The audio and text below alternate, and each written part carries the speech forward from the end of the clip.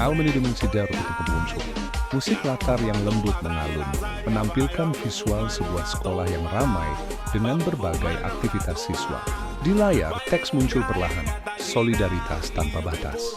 Suul 40. Di tengah keramaian kelas, Raffi duduk terpisah, sibuk dengan dunianya sendiri. Ia tampak tidak peduli saat teman-temannya mendiskusikan rencana kegiatan sosial. Bima, temannya yang peduli, mendekat dan mencoba mengajaknya bicara. V, ikut yuk, kita bantu bersih-bersih panti asuhan akhir pekan ini. Ajak Bima. Raffi hanya melirik sekilas, lalu kembali menatap ponselnya. Ngapain sih bantu orang lain? Kan belum tentu mereka bakal ingat sama kita. Jawabnya dengan nada sinis. Bima menghela napas, menepuk pundak Raffi dengan lembut. Solidaritas itu bukan tentang diingat, V. Tapi tentang hati yang mau peduli tanpa pamrih, balasnya sebelum berlalu. Raffi hanya mengangkat bahu acuh tak acuh, sama sekali tidak terpengaruh oleh kata-kata temannya itu. 41 keesokan harinya, pemandangan yang berbeda terlihat di depan gerbang sekolah. Nadia, salah satu siswi dari kelas yang sama, tampak sedang membantu ibunya berjualan gorengan setelah jam pelajaran usai.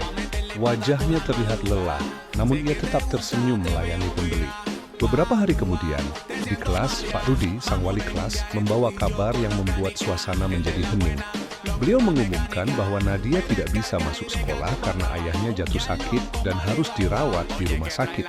Seluruh kelas menunjukkan ekspresi prihatin. Beberapa teman mulai berbisik, memikirkan cara untuk membantu.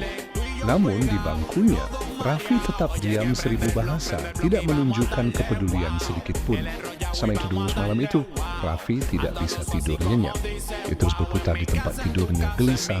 Bayangan wajah lelah Nadia saat berjualan dan kabar tentang ayahnya terus terngiang di benaknya. Kata-kata Bima tentang kepedulian tulus mulai merasuk ke dalam hatinya. Esok paginya di sekolah, pemandangan yang berbeda menyambutnya. Raffi melihat Bima dan beberapa teman lainnya berkeliling kelas, membawa sebuah kotak kardus untuk mengumpulkan dana sukarela bagi Nadia. Hatinya tergerak, tanpa ragu, Raffi mendekati mereka, merogoh saku, dan memasukkan seluruh sisa uang jajannya ke dalam kotak itu. Beberapa hari berlalu, Nadia akhirnya kembali masuk sekolah. Senyum haru yang penuh rasa syukur terpancar jelas di wajahnya saat teman-temannya menyambutnya dengan hangat. Dua Kenatiksi melihat senyum Nadia, Raffi menundukkan kepala. Sebuah kehangatan yang belum pernah ia rasakan sebelumnya menjalar di hatinya. Nadia berdiri di depan kelas, menatap teman-temannya dengan mata berkaca-kaca. Terima kasih. Aku nggak tahu harus bilang apa, tapi aku benar-benar bersyukur punya teman seperti kalian, ucapnya dengan suara bergetar. Raffi mengangkat wajahnya dan tersenyum tulus, sesuatu yang jarang ia lakukan. Ia akhirnya mengerti. Solidaritas sejati lahir dari hati yang tulus, bukan dari pencitraan. Gumamnya pelan pada dirinya sendiri. Musik latar kembali mengalun lembut, mengiringi adegan yang mengharukan tersebut. Teks kembali muncul di layar, solidaritas tanpa batas.